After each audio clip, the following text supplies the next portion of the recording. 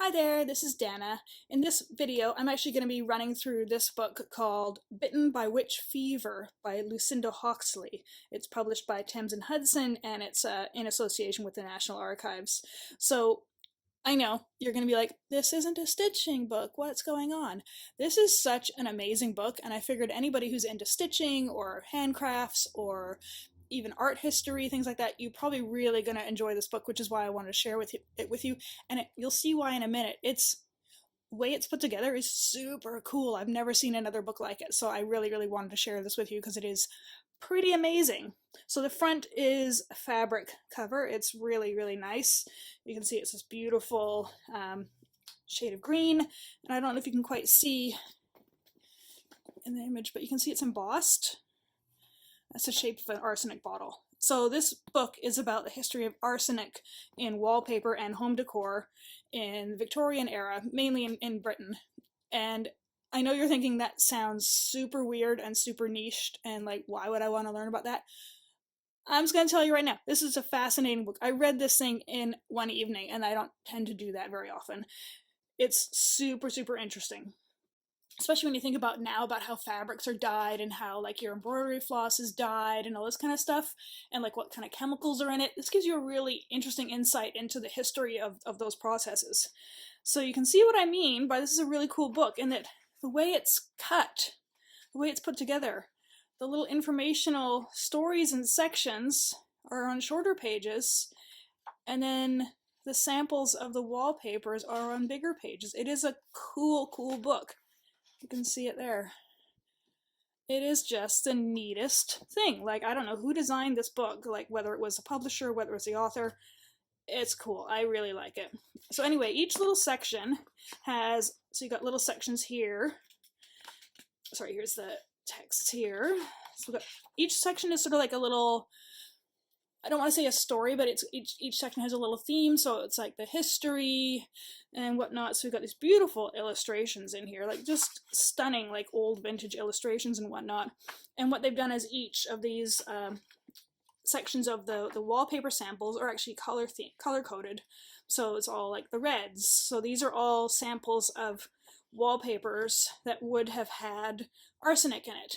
So I'm assuming somewhere in some archive they still have samples of these, and they made obviously non-toxic versions of them on the paper. But yeah, these all originally had arsenic in them. And so then we've got a next section about arsenic, murder, and myth, and like a whole little section about how people were, committing murder and claiming the insurance money once insurance became a thing.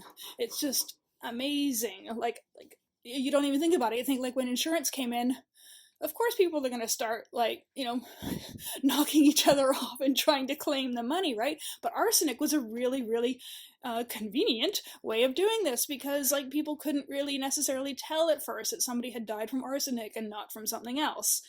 So super interesting. Like, all of this information is just so cool, and it talks about like the printing methods and things like that, and why it was a big deal.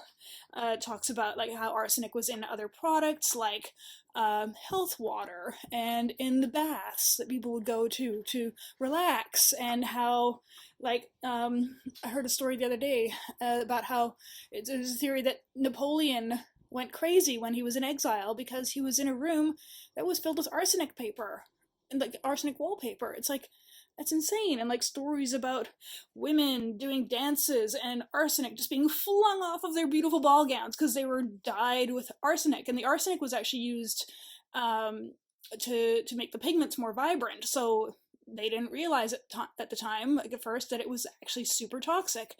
And there's a lot of discussion in here about William Morris, because he actually, if you don't know much about him, he was one of the main people from the arts and crafts movement in the mid 1800s in the UK, and he was very much into basically like getting away from industrialization, making labor more fair, and making hand craftsmanship more sought after, so that everybody could live with beautiful things, not just rich people and all that. And of course it didn't quite work out that way, because to buy his products you had to be fairly wealthy. But ironically, he actually owned a mine for arsenic. And he had no idea at first that it was toxic, and ironically subjecting all of his, people to toxicity. And and even when it started becoming known that arsenic became arsenic was problematic, to put it mildly, he kind of didn't get it. And so this whole book is just fascinating about the whole journey of people starting to use arsenic in products like home decor and textiles and things like that, and then the journey to them realizing, hey, maybe this isn't a fantastic idea. But this is talking about, like, here's Morris's pretty sure this is Morris's production facility, where hand craftsmen were making the wallpaper and making the lino cuts that all these beautiful designs were from. It's just amazing, right? And so I really, really recommend this book if you're interested in history at all, particularly in the history of design, wallpaper, fabrics, all the things, Victorian era. This is such a good book. Like, I thoroughly enjoyed it, and I really, really wanted to show it to you because it is such a unique book. Like, this isn't just like a novel or whatever. Like, just the way it's laid out is so cool. So I really, really wanted to share that with you.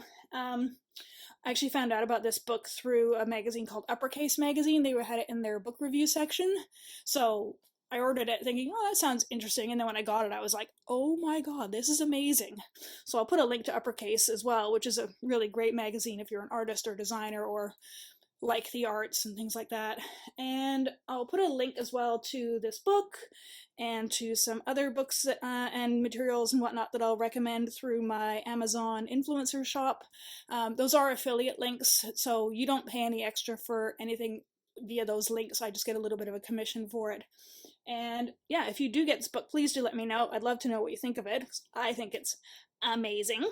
And I hope you have a great day.